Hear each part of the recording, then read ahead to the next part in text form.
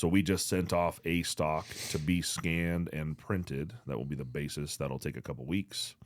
All of us will come in and we'll Lego it up. We got some Bondo, we got some epoxy, we got a bunch of other stocks we're going to cut up. We're going to make what we want, sand it all down, make it perfect, and send it off to stockies. And then a month later, we'll have a stock. Welcome to the Shoot to Hunt podcast.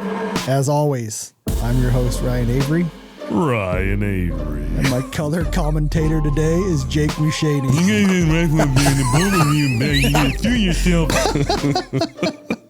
Are you ready? I've been ready since 9 a.m., sir. How fat is your ass today? I knew that was coming, and I'm embarrassed. You know, because you never want to say it can never happen. I mean, you know, the chances of getting violently murdered by a bunny are low, but never zero. We're bringing up some straight bullshit. Dude, if this ain't hunting clothes, my wife buys it for me. But your wife bought that color for you? I just said, give me some Crocs. She's just way too comfortable with your gayness then. I got a really long tongue. She's good. It's still funny. It's still funny. It still makes you chuckle. That's why you know you got to leave it up. Although we did have a lot of people that wanted the old one, the Borat one. It was like half and half. Half were like, okay, this is getting old. The other half were like, where the hell did Borat go? You can never make everybody happy. No, it's a 50-50 thing. You know, and Blaine wasn't even high. He wasn't high. It wasn't unusual just for the murder bunny thing to just pop out of him. That was the weirdest thing. Yeah, just random. And actually, I've had a lot of people kind of say, is that Blaine? I was like, yeah. They didn't expect it from him. Yeah. We have... I know I didn't. We're arguing about a stock Forend. Yeah. And we're going back and forth with Forem about what we're going to have on the first stock. Scallop front end or standard front end. He actually wasn't that hard. He was like, well, if you guys are going to do that one, I'm going to go with it. You know, it wasn't set in stone on his side. My question to the people, first of all, I want to say we did a poll on Rokstok and it's about 50-50. You haven't even give like the preface that you got to preface this whole thing with what's actually happening in order for there to be some context. I just wanted to kind of get through this part before we'd go. Yeah, to but the whole story. this part makes no sense if you don't tell them we're making a stock. Well, that was the kicker. Oh, so all right. Okay, now we're making a stock. We literally have. When did we start talking about this, Jake? 5-6 months ago, probably. Yeah, between us, I know you and Forem have been talking about it, or for about fucking longer. Yeah, me and Forem have been talking probably 2 to 3 years about making a stock, and you two don't actually get anything done. So, no, I will say this, and Forem would agree 1,000%. We've talked about this. Jake, y'all have a part to play, right? Jake is the fucking get it done dude.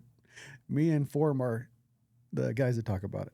We got to give credit where credit is due. When I hate bringing something to Jake unless I'm really ready to do it, because if it comes out of our mouth, because we're talking about this shooting event, going another tangent. Yes. And me and Forem had been talking about a fucking realistic for hunters shooting event, and we told Jake, and now I know. Fuck, next summer we're fucking probably doing a shooting event. Yeah. But anyway, Definitely. Not to get on that tangent yet, but the stocks. Not probably. That's gonna happen. It's already fucking rolling. Yeah. So prepare for a shooting, the most realistic shooting or hunting, I guess, stages that you could have. Mm. Oh, you're talking about the match. Sorry, the match. Oh, yes. Okay. So I thought you were talking about haha for a minute. Oh, haha. There's shit going. We got a lot to discuss. So haha is actually happening. We have hard dates. The event and the shooting school and Shoot to Hunt University, Shoot to Hunt U. That's already hard dates. Already half the spots are fucking sold. Half spots sold. We're taking 12. We already have 6, 7. Yeah. That's going to be the 24th of June, 2024. The haha is May 4th and 5th in Post Falls, Idaho. Mm-hmm. So if you have not, we have fucking really fucked up this whole entry on the stock thing. We've went multiple places. Yeah. If you haven't been to the Shoot to Hunt website, I strongly suggest you go look at it. We'll be adding to it daily. But we went from just a podcast, nice and easy, and now we're going to have, I literally was looking for a theme on WordPress for this, and there isn't one, because we're going to have, correct me if I've missed anything, we're going to have the podcast, we're going to have the blog, we're going to have online shooting and in-person shooting. Yes. We're going to have a gel test. We're gonna have a way for companies that want to figure out how to do social media and online marketing. We're gonna have something for them. And have I missed anything in there? We have a rifle giveaway. Yes. Come to the website. We're giving away a rifle. And just to well, I guess by the time you guys hear this, the picture should be correct because this is not going to be next week, Tuesday. It's going to be the following week. Yeah. So by the time you guys get there, basically, there's a very easy way to click some buttons and get your entries. Very simple, but it's already live on the website. So go get it. It says rifle giveaway in the menu. Yeah. So there's a lot going on there. We also have some swag. We have stickers. We have shirts. We have a little gadget coming here, I think, pretty quickly. It's moving faster than I thought it would. And the biggest thing we have going between Rockslide, and Shoot to Hunt is we're making a stock. The Rokstok. The Rokstok. And this is going to be made by Stockies. If you go to Rockslide, you already know what's happening. It's going to be a stock that we've shopped around and asked other companies to make. And everybody's too busy. So Stockies isn't. They stepped up, and Stockies is on They're it. hungry. They are. They're on it. Yeah. It'll be a negative comb. It'll be really easy to shoot stock. It'll be a light hunting stock. And the pole is about the forend. You wouldn't think it's the devil's in the details, but it really is. So on the forend of the stock, we want to know, do you guys want a traditional forend that you can mount a pick rail, an ARCA, a standard swing swivel stud, or do you want the scallop? And you got to give credit where credit is due. Gunworks was the first one I ever seen have it. But Gunworks, we've asked Gunworks, they don't want to make a Tikka stock, and we want a Tikka stock. So we are going to go with Stockies and make a stock for Tikkas that we want. And not just Tikkas. So that's the other questions you're getting. It Correct. will be for every inlet available from Stockies. We're going. The most popular stock in the world footprint is the 700, obviously, but not mostly. The majority of people on Rockslide shooting Tikkas right now. So we're going to do Tikka first, but it'll be quickly, probably within a month or so, have a Remington footprint out. The problem is that any stock on the market today, a mold for a Tikka inlet, the entire mold that makes the stock is different than every other one. So you can make every other inlet on one mold, including all the 700 inlets, and then you have Tikka stands apart. So you got to pay for a mold. It is a clamshell layup mold, so it's a giant fucking chunk of aluminum that has two sides to it, and they carve out both sides of the stock. They lay all the carbon in there. They trim off the edges. They sandwich it together. They make a stock. Mm-hmm. Yeah. So on that note, we'll have a left-hander. We'll have the Tikka, obviously. We'll do a Remington and probably, Savage Browning. So I guess my question, or the guys that are listening right now, they'll be like, well, there's already 150 stocks in the fucking market. Why do we want this stock? If you think the same thing. And if you're lucky, I'm lucky. I get to have a lot of stocks, a lot of guns, a lot of chassis in my hand. Once you shoot a above bore line negative comb stock. Yeah, you got to preface that there. You're the preface guy. Huh? You're the preface guy. No, I mean, the way you said it was correct. So there was a couple other podcasts recently that were discussing negative comb and how Gunworks wasn't the first negative comb, yada, yada, yada. Yes. In reality, they were correct in the way they phrased it. But the negative comb we refer to today is where the end of the buttstock, the high part of the negative comb. Negative comb just means it dips from your recoil pad towards the muzzle. It slopes downward toward the action, right? Yeah. Now that negative slope can be in any position in relation to the bore center line and still be called a negative comb. The negative comb we refer to today is the negative comb where the highest point is above bore center line. That is a true negative comb. Yeah, like if you go back, I think it's mid 70s, maybe I think it's the Fin Bear from Seiko was the first, one of the first to have a negative comb, but it was not, the end of the butt was not above bore line. And that matters because of the recoil hop.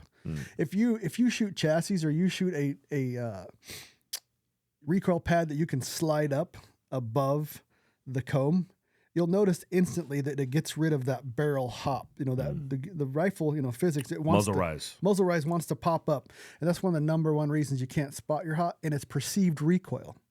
That hop is perceived recoil. So that negative comb does two things. It takes it above center line to drop the hop, and that negative recoil slides away from your face. So you're still getting the same recoil, but the perceived is not pushing on you as much. And it's just really comfortable. It's easy to track, and it's, like it or not, Gunworks has it on there for a reason, because they really do work. And you can do it in carbon. Carbon stockies can do it in a very sleek and light package, and they can do it the exact dimensions that me, you, and mostly Forem is driving this. I'm not going to say he's not, but the argument isn't the back end. We want a narrow grip. I have little tiny hands, little tiny dick beaters. So if it can fit me, it doesn't go the other way. If I can use it, Jake can still use it. It doesn't, it's not, if Jake can use it in that, it's 2.5 inches away from the vertical grip, I can't use it. I got to choke up. Jake's got big hands, so it's much easier for a big handed person to get on a freaking shorter stock than it is for me to get on a longer one. And I've seen that too with Jessica. Recently, we tried to make that rifle for Jessica and get it to fit her the best. And when we have to actually move her hand up around the grip to get the trigger finger out there closer. So she's trying to pull the trigger with halfway through the first pad, the first pad of her finger. And that's not what you want, right? Like, you want your finger it's 90 degrees. Yes. That's the ideal position for your trigger finger. And there's many other guys out there teaching the whole 90 degrees of whatever they call it. No trick there. It's just you want a 90 degree. I think it was not Sniper Side. Who's the other sniper? The guy that worked at Gunworks. Oh, yes, that's Modern Day Sniper. Yeah, Modern Day Sniper. I think they coined a term, something along 90 degrees, something about trigger pull. 90, yeah, I don't know. Yeah, well, I mean, think about it. If you're pulling straight back, you're putting no sideways movement in the rifle. If your finger's coming at a 45-degree angle or any other angle that's not 90 degrees, you're influencing on the rifle. And it's when you pull the trigger, lots of shit goes on, and you want to take away every variable. So it's going to have a real short from the grip area to the trigger area. Short, if it's going to be not narrow, but not. It's like you're trying to explain this online or in audio. It's hard. I like it where you just hold your hand out in front of you in a vertical, relaxed position. Just relax your hand, and where that big swell underneath your thumb, whatever that thumb muscle is, right? You want this to just slide in and be exactly in this position. Yep, with a nice neutral thumb. Thumb is basically coming up right behind the rear part of the tang. So not those double thumb positions, but literally slides up right behind it. Whether you're left or right-handed, that thumb is going to be in the same spot. The easiest way I've ever heard it explained is when you get behind it, no matter prone, standing, kneeling, you don't want to fight it where your hand is. It just needs to go there every time. It's the same every time. People fight that with some chassis. People definitely fight it. Like if I'm shooting the Nimrod, which is a fantastic stock that Dallas Lane made, but it's way too thick in the vertical grip area for my hands. Yeah, his explanation of that, just to avoid the death grip, which that's what we're trying to do. Yeah. Make it so big you can't grab onto it. Yep, and you put a little palm swell in there to make it fit every time, all the time, the same. But once you have the negative comb, the first thing you notice is when you shoot, there's no left or right. It just comes up and back and right on target. When you get the 90 degree like that, look how far back. That's where the trigger would be. I mean, I'm an inch away. Yeah, it's out there. Yeah. And McMillan's one of the shorter. We're looking at 1.75 inches for where the vertical grip will hit. If you measured the top of the vertical grip to the actual trigger shoe, it'd be 1.75 inches. So when you have that question, why would I want that stock? I think in one word, let's say shootability. Yes. Repeatability. Oh. And you get that. If you listen to other podcasts, what's been debated by the Fierce podcast now, Aaron Davison said, if you use a cheek piece, I think you don't know how to shoot. It was kind of paraphrased and taken out of character or context of what I believe he was trying to say. When you have a negative comb that has above borderline, it takes a lot of that. You need a cheek piece out of it because it fits a lot of people, because it is higher and it is above borderline and it puts your face in a natural position, kind of neutral in there. And like I said, it slides away. When your head's on an adjustable cheek piece, it's on it the whole recoil process. When your head's on a negative comb, it kind of slides away. So literally it takes a variable out of you moving your head or it hitting something on your face. There's a sniper podcast. I don't remember who it was, but he was shooting in sniper school and all of a sudden his groups went to shit. Well, he noticed that when he put a dip in on that side and he was shooting his gun, it moved his group. Oh shit. So that shit back there matters. Yeah. And the less, the easier you can make it, obviously the better you're going to shoot. And it's just designed right. Until you shoot one, it's hard to explain until you shoot it. It just tracks really easy. You can spot your shots easy. So I'm excited. But the devil's in the details. So we have the back end pretty much figured out. It was more on the forend. A lot of stock builders are moving towards that integrated rail now. So you have the Manners Pro Hunter is the newest stock in their line, and they have the the scallop down section. Several different stock manufacturers are doing it. It does look extremely clean. Like when we were talking in our little meeting about the stock, I basically said any rifle that was built here is going to leave with a rail.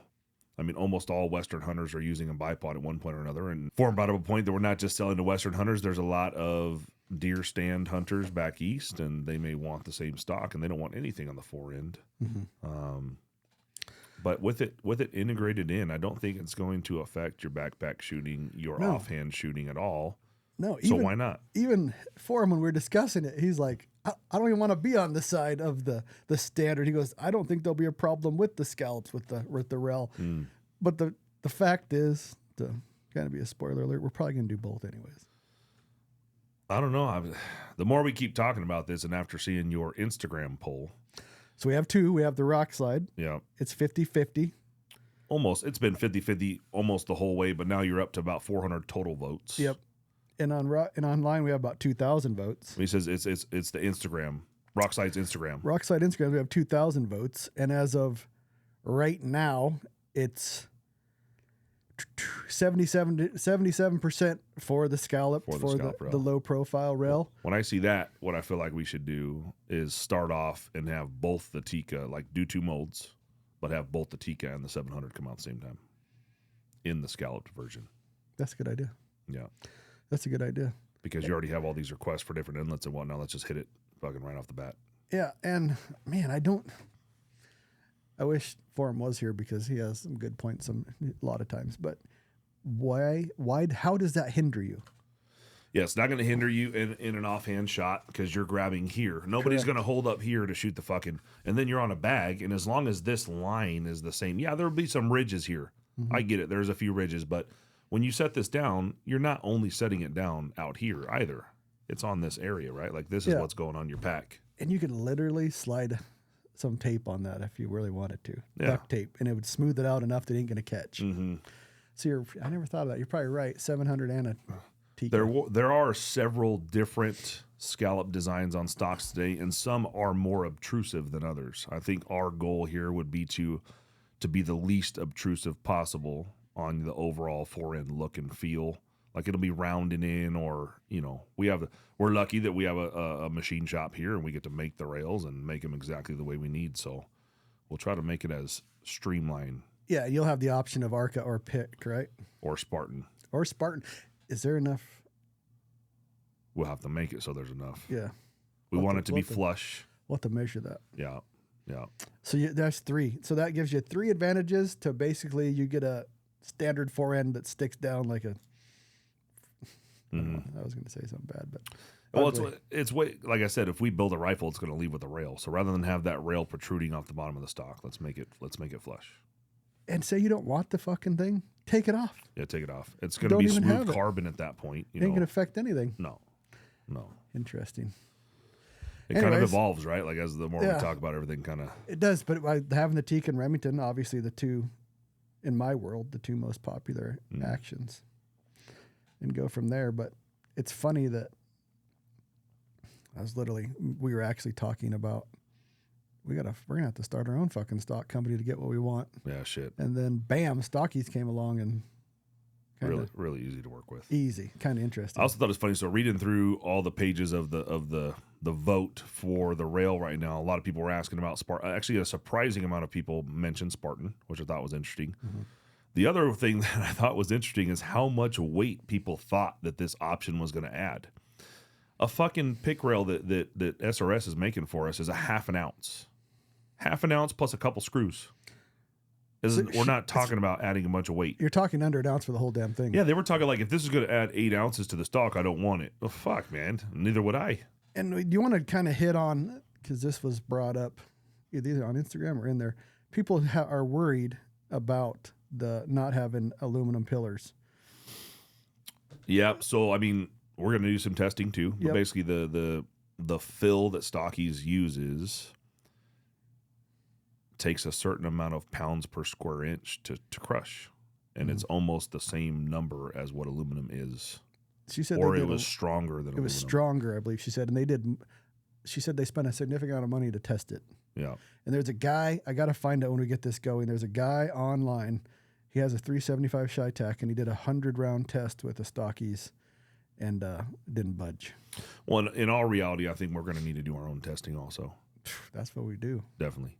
And we'll just be looking for, we have the ability to test a proper bedding job for movement. So it'll be something similar. Once everything is torqued in position and bedded, we'll check for movement. And if there is flexibility in that material, we'll identify it. And let's not pretend that I haven't broke a Manners and McMillan edge fills. They're aluminum brakes.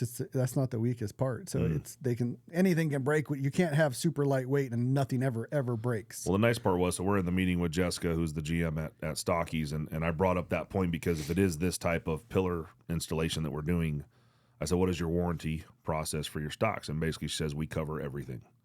So we don't want to be that, it's 100% warranty, so don't worry about if it works or not kind of situation. But like you said, we have broken stocks, and if something does happen, we like the fact that they back their products the whole way. Yeah. And the biggest thing that's interesting to me is how fast it's probably going to happen. Oh, yeah. It's like working with me. They hit the ground running. Yeah. It's like, boom, we're doing it. So it's a mechanical, so we build this, we actually have to make the stock from other stocks, and then we send them the stock we want. They scan it, they make it. So we just sent off a stock to be scanned and printed. That will be the basis. That'll take a couple weeks. All of us will come in and we'll Lego it up. We got some Bondo, we got some epoxy, we got a bunch of other stocks we're going to cut up. We're going to make what we want, sand it all down, make it perfect, and send it off to Stockies. And then a month later, we'll have a stock. I think that's the best news I've heard in a long time. Because then if you know me, I always go on, and Jake and Ken, they always give me shit. Because I'd be like, we're going to have a fucking stock shipped in 90 days. And they're like, motherfucker. Well, I'm already working on the retail packaging, so everything is moving. Dude, and Jake is a gem on that, because Jake is, like I said, if we bring it up and it hit Jake's ears and Jake thinks it's a good idea, it's fucking happening. So it's fantastic. I actually got to tell the wife to be careful, because if she says something, it sticks on the personal side, you know. She says, oh, I want this, or oh, I want that, you know. I have a hard time letting shit go. Yes. I'm very much, yeah. So we also can want to talk about, so people know Stockies. They have their little, carbon slick glossy, but we're going to be able to bring it to unknown and be able to all the finish work will be done here. Rails will be installed here. Stockies is going to do the bulk of the work, but we'll take care of any type of Cerakote that you wanted. There'll be some base patterns and things like that. But the best part of this stock, I can say it. I'll say the highest side of the price is going to be $595. Highest. That's the highest side. We're working on numbers and seeing how it's going to work out. It may end up lower, but we're talking all in on a carbon shell stock the way you want it, shootable with an integrated rail, painted, ready to go for stock prices have been going through the roof. The average stock price from the big three being Manners, McMillan, AG right now, average stock price, is 800 plus. Yeah, and let's not pretend that there's a lift to get this done monetarily. So yeah, there's a lot of upfront costs for us, but it's worth it. I think that'll be a gem, and I think it'll sell. Did we miss anything on there? The toe is going to be more not flat, but it's going to be very, very not level, but it's going to be flatter than most toes to ride a bag. Like a camel toe? Moose knuckle. Good Lord. Oh, anything It'll else be fun though. there? I mean, doing a stock, it's going to be fun. And I don't think it'll be the only model. No, Forend already said he has like 4, and he's like, oh, they also make wood stocks, which oh man, fucking him and his he wood would stocks. want it too. Yep. Yeah. He makes stocks out of 2x4s. Great firewood. Great firewood. But anyways, exciting. We plan to have, like, if you look at the actual calendar 90 days out, you're looking at end of November-ish, 1st of December. So you can buy one for Christmas. You did say, so there's a list of, let's say, get on the list for pre-order type of deal. There's 500 something people on there. Yeah, so people have reached out to me, or just people have said they'd buy one. I've pretty much collected their emails. We're going to do something with the first 100. We don't know what that is. Kind of a... Something special. Yeah, something special.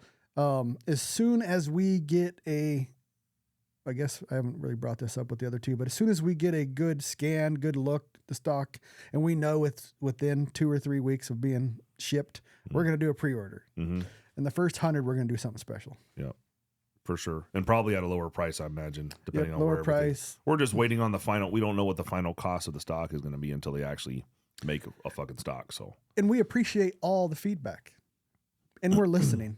We're listening. And if you have input on the stock design, there's already a thread going on Rockside. You could jump on there and read what's going on and even participate. You could also always just email podcast@shoottohunt or marketing@shoottohunt.com and give some input. Yeah, and if you have an idea, throw it on there. I guarantee everyone gets read. And then, I mean, we might even be doing maybe a stock giveaway for the first 6 months or something from our reviewers and followers. Yep, and another question is going to be the same kind of model. It's going to be a sporter or a carbon. I know, Jake, if it needs to be modified, I don't know, is there an upcharge if they have to modify the contour when they get it here? I think what we'll end up doing from stockies is having something like a Bartline 3B and a Proof Sendero. Yeah. Something like this, having the two different ones. And that way, if you have a carbon barrel, it's going to be right around that. Close. Yeah, very close. Yeah, that's perfect. Yeah. That's it on that. You got anything else? Nope. Like that's a 3B there. Oh, perfect. Yeah. Perfect. All right. The next thing probably is the Shoot to Hunt You. We put up a video. You can go to Rockside. You can go to shoottohunt.com and watch the video. We have 12 spots next June 24th of 2024. 6 or 7 spots are sold. So by the time you hear this, they may all be sold. It's 5 days of shooting. It's $3,000. People keep saying, "Oh, that's really expensive." I've told you before. I've been to 7, 8, 9 shooting schools. There's nothing like this.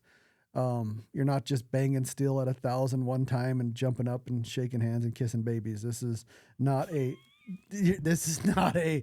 splash and giggle. You are shooting. We get up. We have breakfast. And not a fast start in the morning because Forem nor me is a morning person. I am. I was going to say Jake's the odd man out on that. We start shooting about 10, and at that point in time, it don't get dark till 10 in Montana. You're fucking shooting all day or training for 10 fucking hours. And that's food and lodging included. That's 5 full days of shooting, probably a travel day on each side of that, so 7 days total. Yep, unless you live in Montana, because it's a travel day. I live in Idaho, and it's a travel day. And they shoot about 400 rounds total. 400 rounds. We're gonna talk to each individual person, make sure they have the right gun for the job. Here's the truth: if you show up with your 300 Ultra, even like a 7 PRC or something bigger than that, you just get the shit kicked out of you. And you stop learning because you're literally getting the shit kicked out of you the whole time after that first 30, 40 rounds. And this is a hunting weight rifle they're going to want to bring, not a 25-pound 7 PRC like ours. Yep, and you're going to be put in hunting scenarios. Yeah. So it's not, bring the gun. I mean, if you can't, the 223 is probably the best gun for it just because you'll learn the most of what you can or can't do with the rifle system. But if you have a 6 Creedmoor, 6.5 PRC, you could do that. 6.5 PRC would probably be the limit. If you want to learn how to run your weapon system, it's hard to do it with a hard kicking rifle in this. Because think about it, 5 days you're shooting 400 rounds. I would bet to say most people coming haven't shot 400 rounds in the last 10 years, if ever. That's also the difference between a suppressor and a brake. A brake blasting at you the whole time. Yep. If you're suppressed, Jake's going to have some guns built up to rent or buy. Probably, I'm guessing we haven't really talked about it totally, but 223s. Yeah. 223, maybe a 6 Creedmoor mixed in. You can rent them. He said it's $100 a day to rent. Yes. This is the $3,000 Tika rifles we're doing right now. Yep. And actually by then they'll actually be in the Rokstok. Yep. And you can buy them, rent them. Anyways, we're going to call you to line all that out with you. The food will be fantastic. Either Jake or Chris will probably be cooking. They're both fantastic cooks. And it's a good time. You know, a lot of shit talking. It's fun. We also talked about if you have already signed up or plan to sign up, we're going to have the option for a spectator. In other words, if you have a +1 who you like to travel with or who wants to camp in the mountains with you, spectator will be watching only, but they can watch all they want, just not part of the shooting or the training part. Yep. Bring $1,000, I think is what we said. Yeah, $1,000 for a spec. And they can't shoot. They can watch everything you're doing, and we'll feed you and lodge you. Yeah, that's the lodging and the food and the watching and the transportation, all that kind of stuff. And we'll get a packing list. It was really cold in the mornings, and it was really hot during the day, so you got to pack accordingly. Are we going to have stoves? They're going to need stoves in the tents? Man, I don't think we'll need them. Yeah. I may just throw a couple of mine in case something crazy happens. Yeah. But it's not, it's like 50, 40, mid 40s at night. It ain't freezing. Yeah. And we kind of want to put out that hunting vibe a little, Mm-hmm. But during the day, fuck, it's. Well, yeah, and I also put like in the description that myself, yourself, Form, of course, and a variety of other partners are going to be there on deck to answer questions or backpacks and hunting gear and all that kind of shit too. We're gonna have lots of stuff out there. Probably have Cornelius will be cooking. We'll have Randy Gerke said he wants to help. So Randy's been through the shooting thing a couple times. Chris has been through it. So we'll have plenty of people there to help. We'll probably even have some.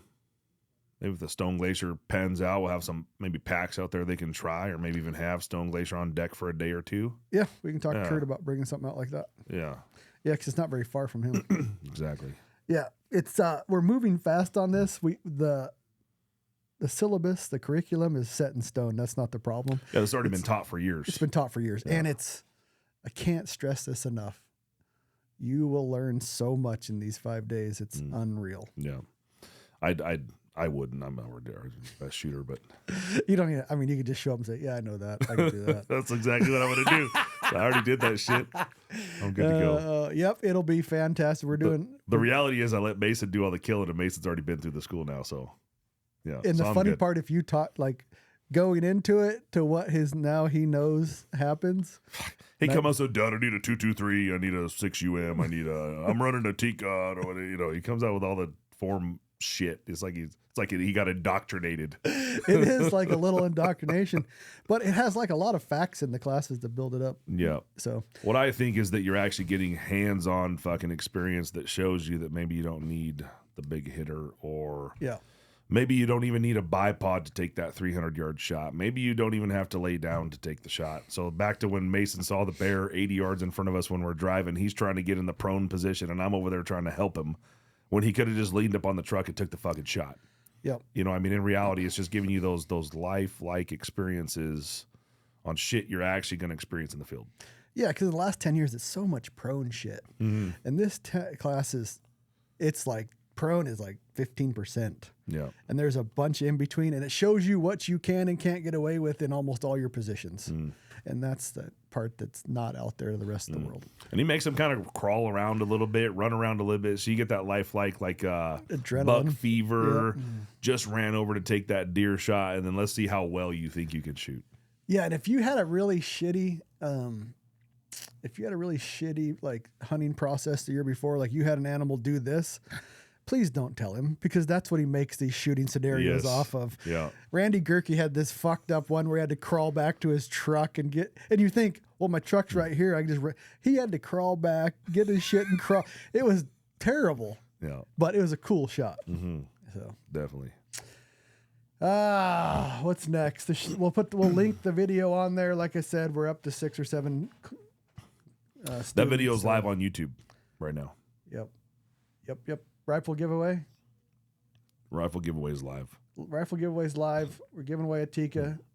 There's a few things in there we ask you to do. It's really, that little module is pretty sweet that you have. Dude, it's badass. Giveaway module.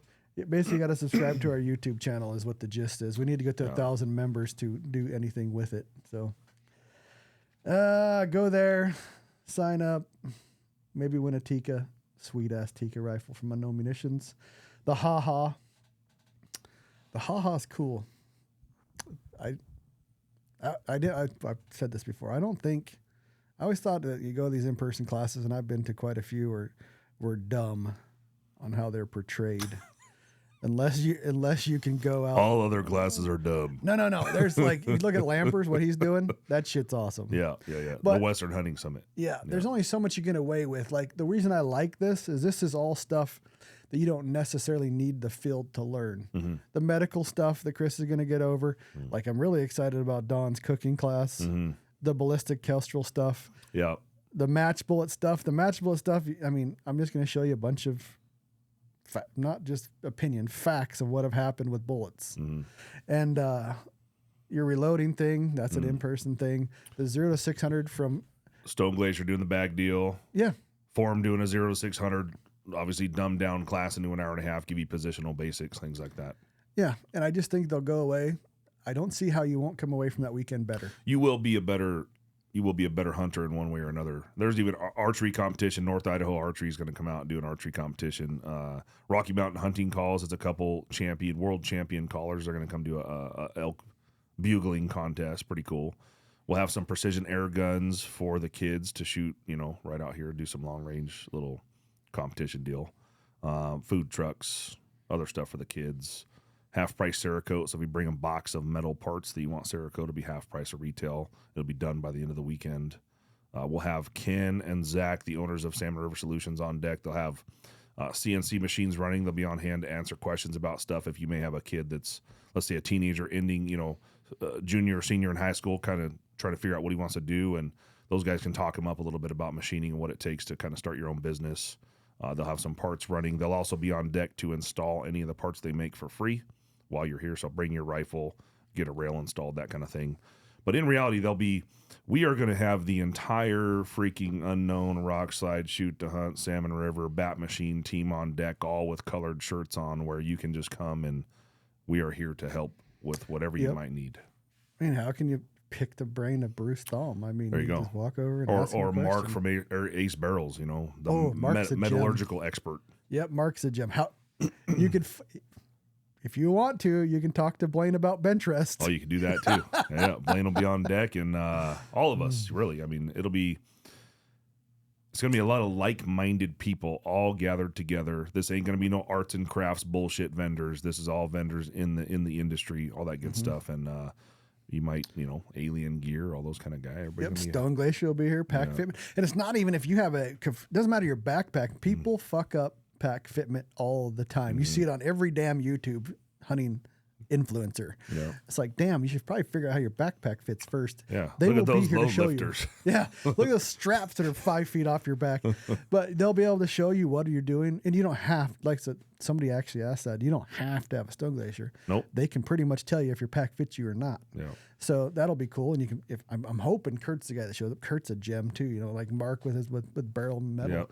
Kurt is with backpacking sheep, and hell, he's on the Unlimiteds right now looking for a sheep. Yeah. So it'll be lots and lots of like-minded people and lots of shit to do.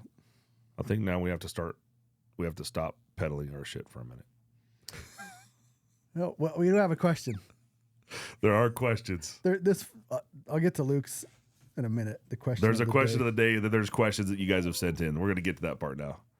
All right. The number one question I got asked is, me and you have argued about suppressors. Oh, shit. So he's asking what is going to be, this is Alex A. What is going to be on the end of our barrels this hunting season? Well, I'll be shooting suppressed for the first time. It's that rifle we just built for Mrs. Munitions there. It is a 6.5 SAUM improved plus P. It was, let's call it number 3 in the test that we just did, the 10 rifle test.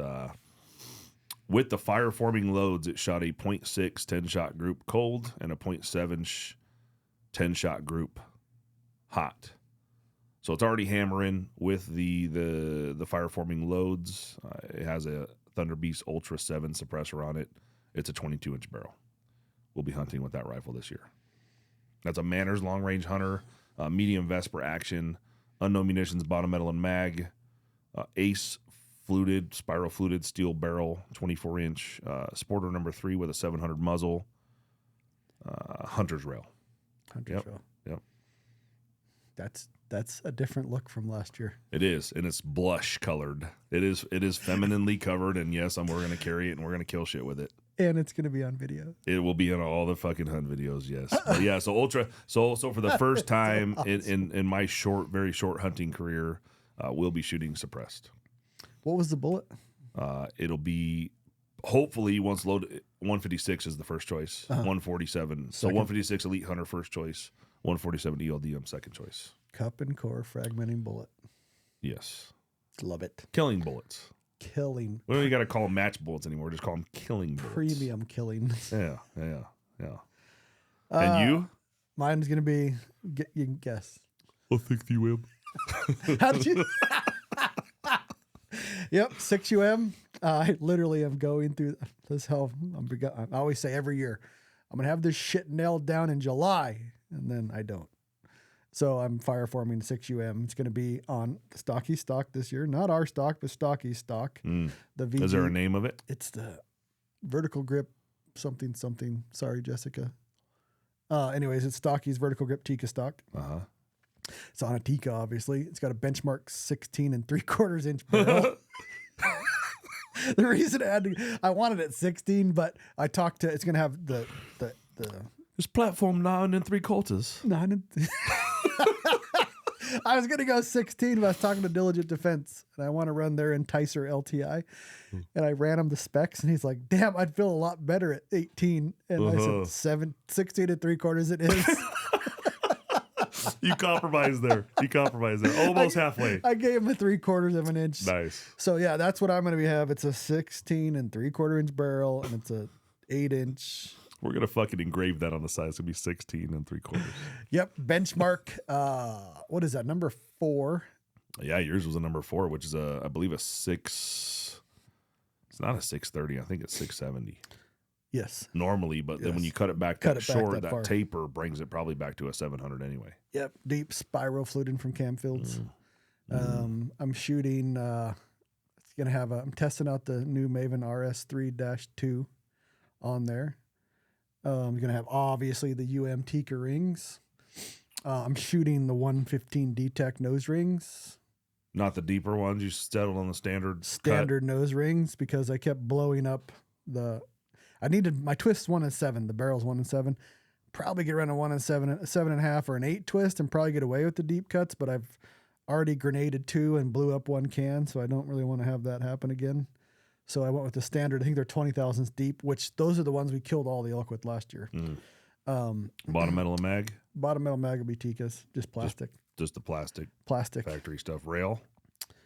The rail is your guys' integrated Spartan rail with the pick on it. Flush short. Yeah. That's it, I think. Obviously, it's. And what is a suppressor? It's a Diligent Defense Enticer LTI. 8-ounce can. It weighs 9.5 ounces. That's a mouthful. It's big. And a fucking acronym for that. Pew Science. They test all the suppressors coming out. It's the quietest to your ear can that they've ever tested. And it needs it because that 16 3/4 inch fucker has got some pop to it. Is it painted yet? Do we paint it? Just black. Because here's the deal. Let's be honest, as soon as the Ace barrels come out, it's going to be something different with our stock fancied up. Yes. It's not going to look like shit. You could just leave that alone and then just do another one. Well, I have that fucking badass. Another thing we need to talk about is I've been getting hit up a lot about nitriding. Yeah, now you got guys calling here to the shop. I got Holly coming over. What is this nitriding Tika action shit? Well, I literally told him to get a hold of you to get it done. So I guess we just say, yes, we could do it for you, especially if we're going to build a rifle or something like that for you. We can definitely do it, but it's just blacknitride.com. And I believe they're going to charge you $150. But you need to break down the entire action yourself. If you can't do that, we're more than happy to help, or we're more than happy to send it in for you. So that's kind of the situation. Either you're a hands-off type of guy and you just want us to handle it, send it to us, no problem. We're doing Tika prefits, or we can put a barrel on the action while it's here for you once it comes back from nitride. And another question that I don't get, maybe you can explain why they keep asking me this, is I did the action and the whole fucking bolt and handle. Yeah, so I believe some people, when we talk about coding and action, there are many people that are worried about making it rough. Like if you don't want to Cerakote a bolt with regular Cerakote, that's going to make the bolt rough, right? So they have a different type of Cerakote called Micro Slick. Is it Micro Slick or it's shit? Don't quote me on that. There's a different name of the Cerakote that we use on the bolt than there is on the housing and so on. We also have 3D printed plugs where we plug the raceways off if it's going to be Cerakote on the outside of the action. I don't know if other people do that too, but we just have access to a guy who's badass with his printer, and he makes these plugs for us, and we don't have to worry about taping all that shit off. You slide it in, and it doesn't get painted. But I think the perception is with any type of coating that it can potentially make something rough inside. So nitride doesn't add any noticeable additional thickness. It is treating the surface of the metal. It makes it harder. I don't know. I don't know all the details. I'm just going to tell you that it treats the metal surface without adding additional thickness. It makes the surface harder and slicker than it started. All I can say is, and you can attest to this, and Form did, is it is way slicker than a standard Tika bolt. Oh, it is. In fact, they just put that for our first YouTube short on Unknown Munitions. They put the one of me showing off your action with the new Tika rings on it, and it just, it's slick as fuck. It's like just butter. Yeah. So I would, and it will make the action last longer. It will. I mean, you're putting a hard skin on it, basically. And if you're going to answer that one, what about, because that's the next one I get, is should you or should you not do a barrel? Somebody just quoted something about a barrel nitride test that had been done, but the answer will be no. Why? I don't know. I just know the answer is no. I had one done, and it was a rum, and it didn't do anything. It wasn't super accurate. It wasn't inaccurate, but it didn't give me any more barrel life. It was still mid 800s. It went to shit. Nitride has been around for a long time, and steel barrels have been around for a long time on rifles. If there was some huge benefit, not only would the military be doing it, but you'd see everybody else doing it too. So, I mean, there's that piece of information, but yeah. All right. I don't remember what the first question was. Oh, suppressors. Yeah. Get the question of the day in the middle here. The question of the day from our fearless video marketing special Luke dude. Because he's special. Now there's a team. We have a media team now. I hate to say that. I went to go do my own fucking post on Unknown. I'm like, hey, I yell across to the other fucking offices. Like, hey, I'm going to do the post for Unknown today. Well, you better get that approved with your media team first. I'm like, fuck, man. I'm already fucking losing control. Hey, that's the delegation. That's the key. So we're on our 35th. This will probably be 36th or 37th podcast you're listening to right now. So on our 50th episode, who do you want as a guest? Yeah. Use the little voicemail fucking thing. Go on the website and click the button on your phone and speak pipe and push the button and leave us a message there. Who you might think we should try to get. We're not exactly famous type of people, so I'm not sure we could get Donald Trump on, but we could try something. That'd be awesome. Who did I DM that? So I DM'd Joe Rogan and I DM'd who's the singer with the tats on his face? Oh, yeah. Who is it? Luke, yell it at me. Post Malone. So I just fucking around. We're on Instagram. I DM Post Malone and Joe Rogan and said, hey, we'd love to build you a rifle and teach you how to shoot 1,000 yards. If you know anybody, or let them know. That'd be awesome. Hell yeah. Yeah, if anybody you think that'd be interesting. And those two specifically because they're pro 2A. We don't want to know liberal whatever. Get Ted Nugent. That'd be freaking awesome. Yeah. Yeah. So if you know anybody, you want anybody, you have an idea, let us know. 50th podcast guest. By then, I'm going to create a form where you can go on and suggest podcast guests too, or suggest yourself even. Yeah. Yeah. And this comes back to a question that I'm not going to answer because I don't sell them. I'm going to let you answer this. Oh, shit.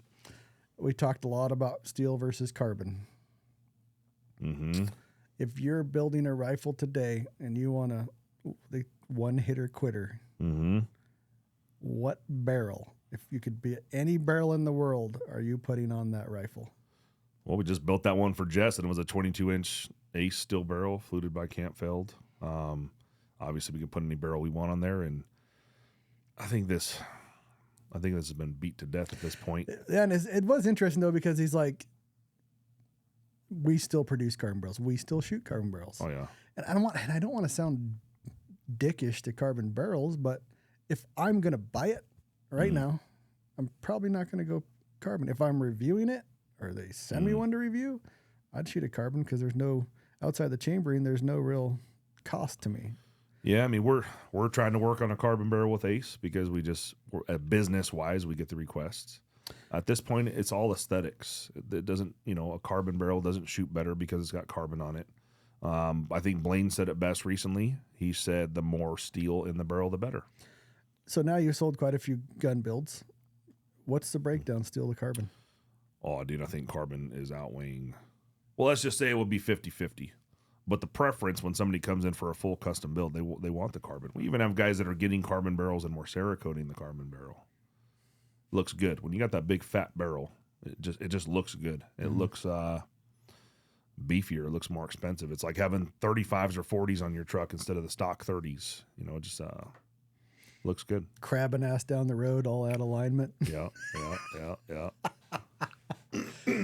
Yeah, I don't, because people say we're shitting on carbon barrels. I'm not. I think there's some really good carbon barrels, and the best shooting rifle I've ever had was a Proof 28 nozzler carbon barrel. So we own 3 hunting rifles now personally. Now that we have the 6.5 SAUM, the first 2 hunting rifles were carbon 6 barrels. They shoot phenomenally. And that rum, it's killing shit like stacking it like cordwood. I told Jess actually we were driving. It was either yesterday or this morning. I said the 6.5 SAUM is going to be the new killing machine. Yeah. After it shot the way that the way it shot in that test. Shoot fantastic. Oh yeah, it's gonna be good. A guy asked, a couple people asked why we can't have Forem on every podcast. Forem has a job. He's not here every day. And anything you do over and over again, people get tired of it. So it's good to have him on here and there because people are going to listen. We did though. We could say it this way. We did solidify a little more of his time. Yes. He will be more involved business wise with Shoot to Hunt now. Yes. Even though he has a real job. Yep. He's definitely an asset, and there will be more. Definitely, you'll hear more from him. Yeah, and he will be involved in the ballistic gel testing we're talking about. He'll be involved in almost all the behind the scenes, next level kind of testing, drop testing, all that good stuff. We just got done drop testing the Premier rings. We're about 98% of the way there. They survived one of the most brutal tests that I've ever seen in person, right? Because now I was a part of it. We videoed it. By the time the rings are done, we got 2 little small tweaks so that we can get to 100%. They will fucking be bulletproof. So when I was describing the test, I had a friend of mine that come in here yesterday. We were visiting for a while, and I was describing the test that these rings went through. And basically by the end of what I explained to him, he's like, dude, I need 3 sets. Because as a hunter, knowing that your rings and your scope are the most... the most opportune part to I don't know, something can go wrong, right? Something comes loose and all of a sudden you can't hit the side of a fucking barn. And if you knew that there was a set of rings that were dropped on a rifle onto the scope 36 fucking times from 3 feet into the dirt on all the sides of the scope and then they pass. Yeah, and we're not dropping scopes just because we think you should drop your scope. I spend my time trying to kill an animal all year long, preparing. Wouldn't you want to take every variable you possibly could out of it? Yeah, and that was the fucking point. So with this test on video, knowing that this ring's passed this test, he's like, fuck, dude, I want those on my hunting rifles. And really, that's why we have Forem involved more now, because of the level of testing he's done. And yeah, it does apply to exactly what we're doing in the field. And maybe it's exaggerated. Actually, it's very much exaggerated. It is, and it's sped up for a time like... I've seen it happen. It's not like I have done it. I've seen people get out of the car, they put their rifle on their tire. Falls over. Their wife walks over, or their hunting partner, and kicks it over. Oh. They put their backpacks down, and then their buddy doesn't see the backpack, say it's in the dark. He walks over, he steps on the rifle scope. So, or if you have fucking have livestock, you see a lot of shit get banged up. So it's not, we're not making it up like it doesn't happen. Or say you're coming out of a shitty shell cliff and you fall on that side. Your rifle's on you slung up, or you use your rifle to brace your fall. Oh, dude, all of this happens Every day. Yeah. Every day down a hunt, this shit happens. You're in bad snowy environment, you fall on your rifle. Yeah. I was walking across ice over a little small stream, and I happened to break through on a spot. And as I fell on the rifle, basically, as it's in the gun bearer on the side of the pack. You know, all that shit happens. So the reason we're doing this testing now, and I'm extremely glad now how involved Form is, especially kind of giving us different perspective on the parts and the products that Unknown is trying to put out. You know, and this goes with the stock we're talking about too. I mean, he is a fucking wealth of knowledge. And to watch that guy get behind 10 different rifles during the test we just did for the cold bore shot versus the hot bore, which is coming out with a video and podcast and data pack and all that good shit. To watch him get behind all of these different rifles and see his process to get into it, to make sure he's got no reticle movement when he pulls the trigger. And, you know, the guy knows how to fucking shoot. He does. And it's what's watching it from, you know, kind of afar, how it all went down. This shouldn't be me, you, and him doing this. These companies should be doing this. And that's kind of what... That's his big passion. He thinks that if he lays off this at all, that scope companies are just... going to slack. Yeah. And he's right. You should never go to market with something you haven't tested to the nth degree. Yeah. But money's involved. Oh, yeah. And you know, investors are involved. So they got to get shit out the door. And we saw that with that fucking ZCO test. Yep, the ZCO test, and we got to make sure, you know, the good thing is we don't put shit out willy-nilly. He's going to go make sure there's nothing wrong with the rings. There's nothing wrong with that rifle's bonded. I mean, it's really hard to fuck that rifle up. But he's going to go through his paces to make sure there's no other variable he's missing. I mean, it's clear enough to see the scope moving the rings just with normal firing. You don't need a specially test equipment to see that happen. Dude, that thing moved in this. Yeah. It's the scope. And I told that Form is actually... He's changing the way I do things, even with our customers. So a guy came in, he bought a Fierce chassis rifle. I know there's a name for it, a Fierce what? Reaper. Bought a Fierce Reaper, had it shipped here to do the transfer.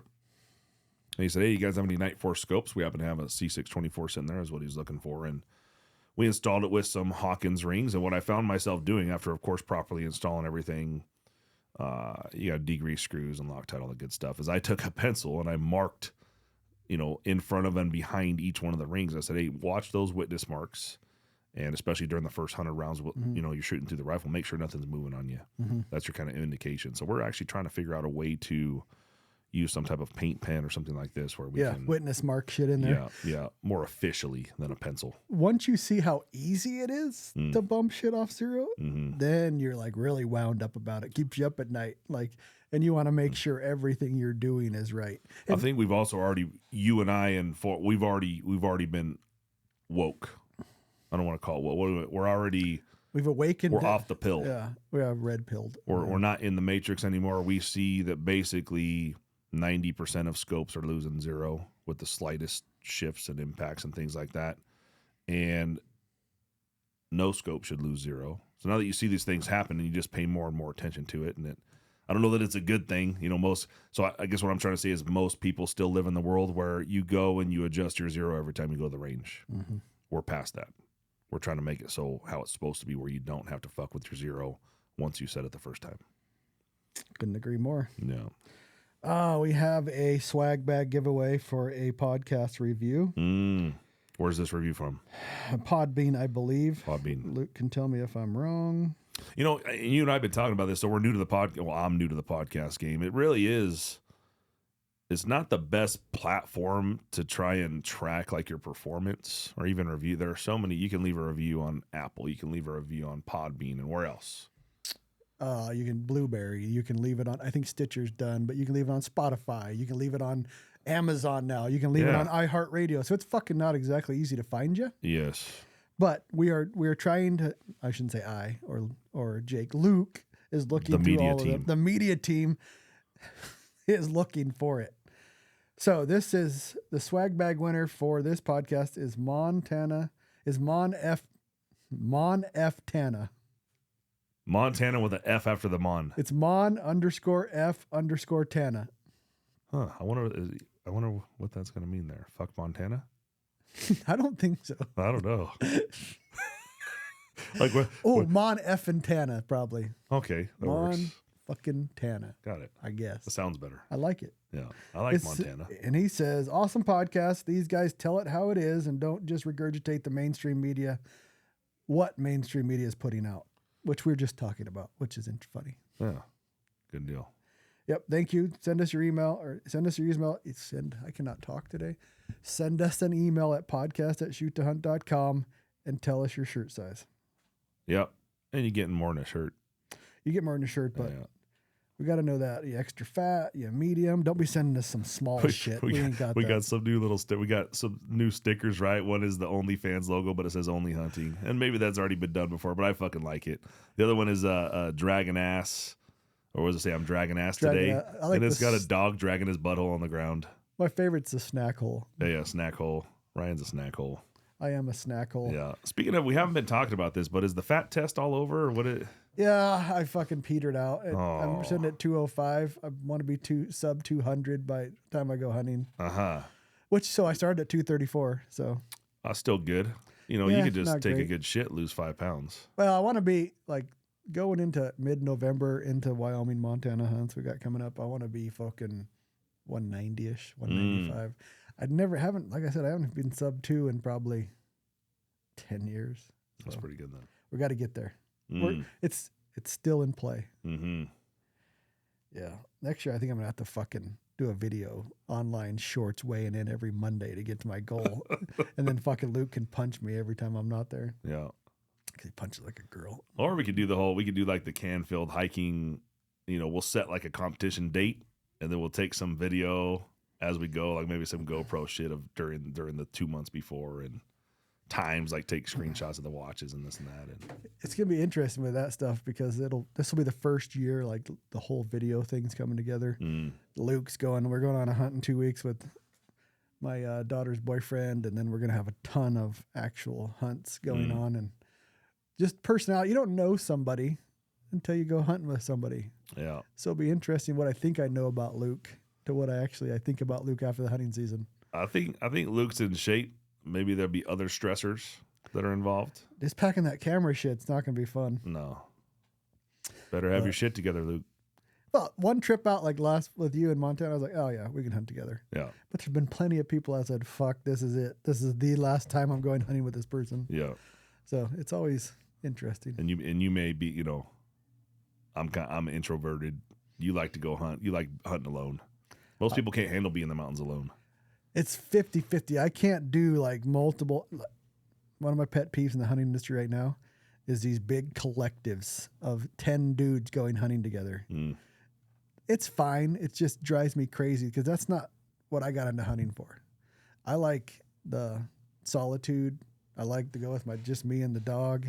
But I do like the camaraderie, bear camp, Rockside bear camp. I love that shit. Just lots of fun, lots of shit talking. But the solitude is what got me into hunting, and I do like doing that 50+% of the time. Mm-hmm. And we are still going to pick somebody for bear camp next year. Oh, yeah, we're going to pick somebody. We're going to have to figure that out. How do you want to get selected? I don't know yet. It'll be another giveaway, and it'll be for YouTube subscribers. Got to pump those numbers up. Yeah, pump those numbers, those rookie numbers. All right, that's it. That's all I got. Yes, sir. All right, get a hold of us. Go to podcast@shoottohunt.com. Please go look at the gun giveaway. It's going till the end of October, correct, Jake? End of October, and then basically the giveaway system that we have does a choice, and you can rack up as many entries as you want. All that good shit. Lots of shit going on at shoottohunt.com. Thanks for listening.